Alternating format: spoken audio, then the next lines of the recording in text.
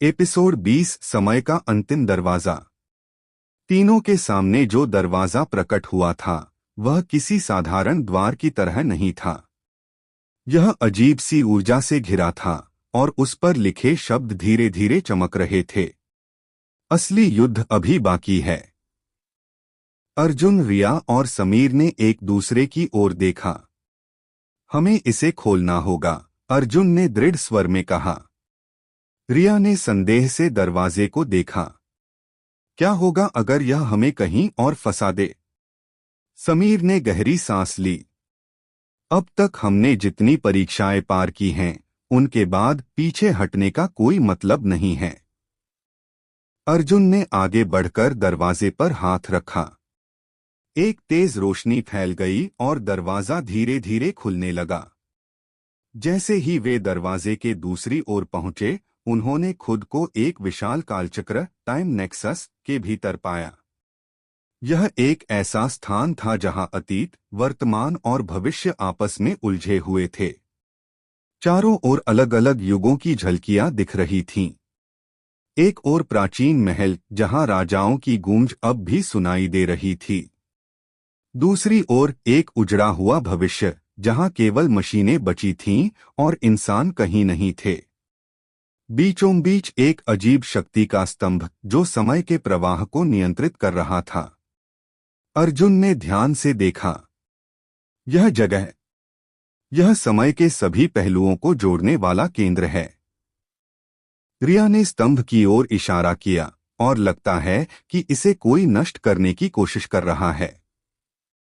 वहां एक रहस्यमय आकृति खड़ी थी। उसका शरीर धुंध से बना हुआ था और उसकी आंखें ज्वालामुखी की तरह जल रही थीं। तुम्हें यहां नहीं होना चाहिए, उसने गहरी आवाज में कहा। समीर ने उसे देखते ही पहचाना।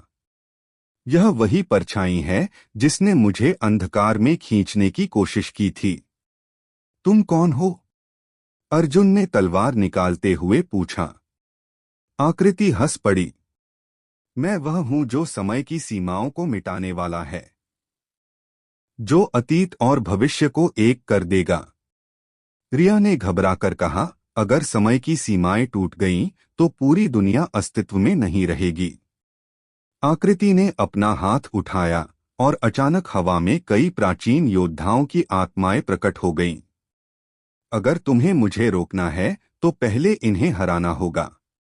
जैसे ही उन योद्धाओं ने हमला किया, अर्जुन, रिया और समीर ने अलग अलग दिशाओं में छलांग लगाई। अर्जुन ने तलवार उठाई और सामने खड़े एक विशाल योद्धा से भिड़ गया।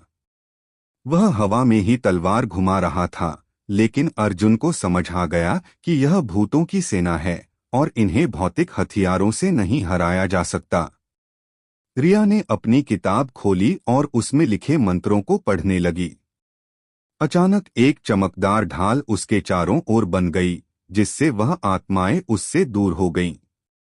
समीर अब भी अंधकार से बाहर आने की कोशिश कर रहा था, लेकिन तभी परछाई ने उसे अलग से पुकारा। तुम अब भी खुद को कमजोर समझते हो, समीर? समीर ने अपनी मुट्ठी भींच ली। मैं अब पहले जैसा नहीं हूं।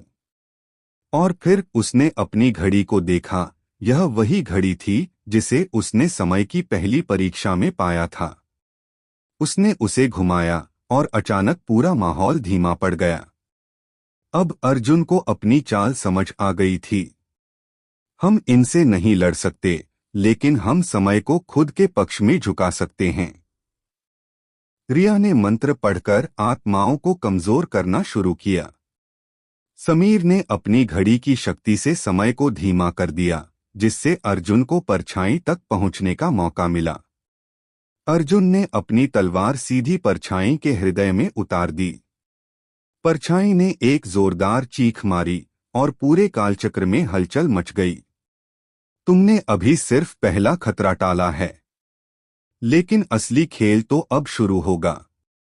अचानक पूरी जगह कांपने लगी और तीनों के पैरों तले जमीन हिल गई। सब कुछ शांत होने के बाद तीनों ने खुद को फिर से एक नए स्थान पर पाया। क्या हम समय को स्थिर करने में सफल हुए? रिया ने पूछा। लेकिन अर्जुन का ध्यान उस नए संगमरमर के द्वार पर था जो अचानक प्रकट हुआ था। उस पर लिखा था, समय के देवता का अभिशाप अभी टूटा नहीं है। समीर ने अर्जुन की ओर देखा। क्या तुम सोच रहे हो जो मैं सोच रहा हूं? अर्जुन ने गहरी सांस ली। हमें अभी और आगे जाना होगा। और फिर तीनों ने नए रहस्य को सुलझाने के लिए द्वार की ओर कदम बढ़ा दिए। अगले एपिसोड में समय के देवता का अभिशाप।